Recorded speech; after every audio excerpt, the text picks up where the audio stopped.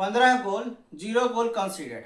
मोहन बगान ने Durand cup में अब तक ऐसा दबदबा दिखाया है कि अपोजिशन को गोल करने का मौका भी नहीं मिला है। लेकिन सामने है जमशेदपुर एफसी, जिसने पिछले तीनों मुकाबले में 12 गोल किए हैं और 2 गोल खाए हैं।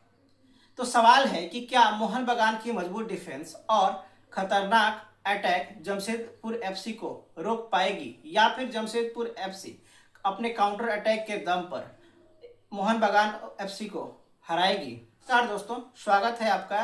तो हम बात कर रहे हैं डूरंड कप 2026 के क्वार्टर फाइनल 3 के मुकाबले की, जिसमें आमने सामने होंगे मोहन बगान सुपर जायंट और जमशेदपुर एफसी। तो सबसे पहले बात करते हैं मोहन बगान सुपर जायंट की। तो मोहन बगान का डिफेंस उसका सबसे बड़ा प्लस पॉइंट है। तो डिफेंस ने पिछले तीनों मैचों में ही कोई भी गोल कंसीड नहीं किया है।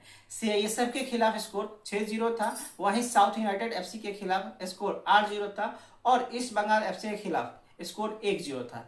यानी सिर्फ अटैक ही नहीं, डिफेंसिव ऑर्गेनाइजेशन भी मोहन बगान एफसी का मजबूत दिखाई दे रहा है। अब मिडफील्ड की बात करते हैं तो मोहन बगान एफसी की सबसे बड़ी मजबूती यहीं से दिखाई देती है। टीम मिडफील्ड से ही बॉल को बनाए रखती है और अटैक को लगातार सपोर्ट करती है। यही वजह है कि अपोजिशन का डिफेंस अपने पेनल्टी एरिया में ही ज़्यादा समय डिफेंड करने में लगा देता है।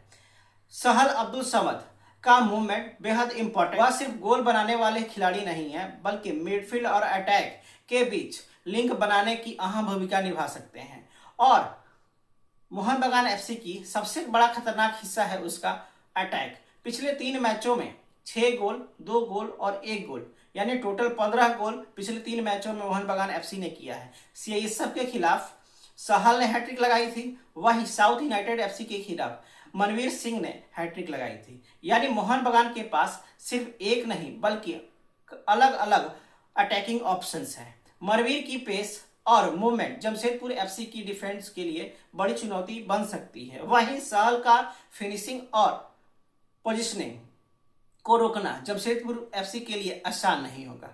अब बात करते हैं जमशेदपुर एफसी की। तो इस टीम ने पिछले 3 मुकाबलों में 12 गोल किए हैं और 2 गोल खाए हैं।